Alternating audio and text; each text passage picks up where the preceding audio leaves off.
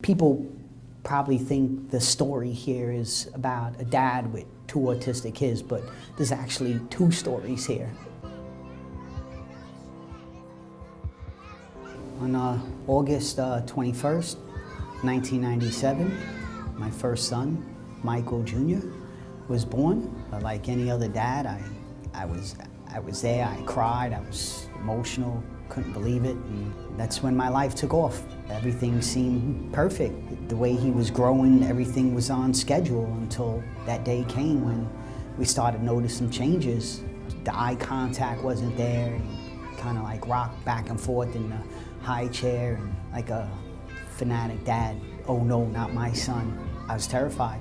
It was God punishing me. Right away I started thinking, did I do something wrong? We took him to the doctor. He was diagnosed with autism.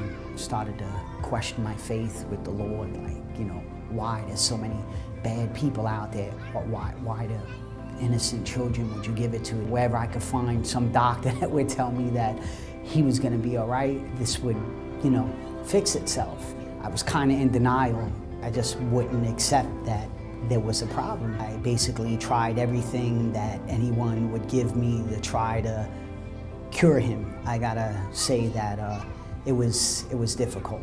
18 months later, his brother came along, Joey, and he was born, and I went through the same emotions that I did with my son Michael. Like, you know, I was there, everything was great. And then, just like Michael, I saw the same thing happening with Joey, and I was like, oh no, not again. And yeah, again, I have a second boy now diagnosed with autism.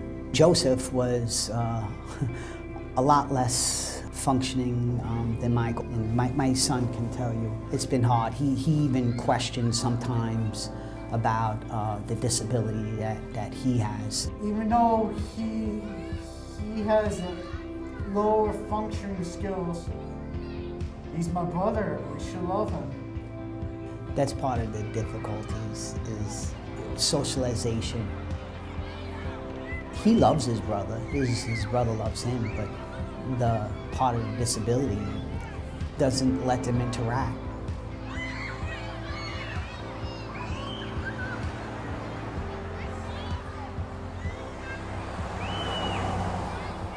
It's really about what this job, where I work, has done for me to make things easier. I'm a police officer, and there's needs of the department, and it's hard.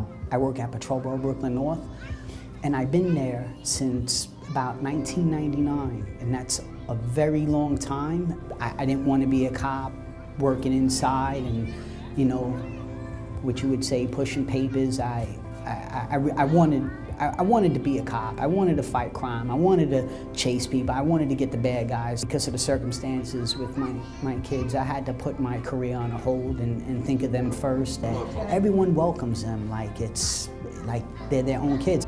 They are like my family. They adopted my kids, they adopted me. That's a blessing right there. When you come into work for somebody that they want to know that your kids are okay before you start your day. You okay? So I am blessed. I am grateful.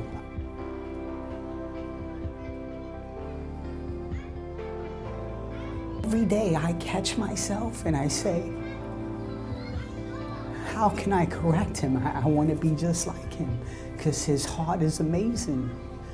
Sometimes we catch ourselves in the learning process of when they make mistakes, we get upset with them because that's not what we would do. And we forget that they're their own individual. He is who I want to be. My other son, Joey, the way he lives life is amazing. I want to be everything just like my kids. That the disability is an advantage. It gets me to see what the real important things are in life, and to see my son smile, to see him tickle me, you know, to hear about my son's dreams, and that is life. That for me is everything.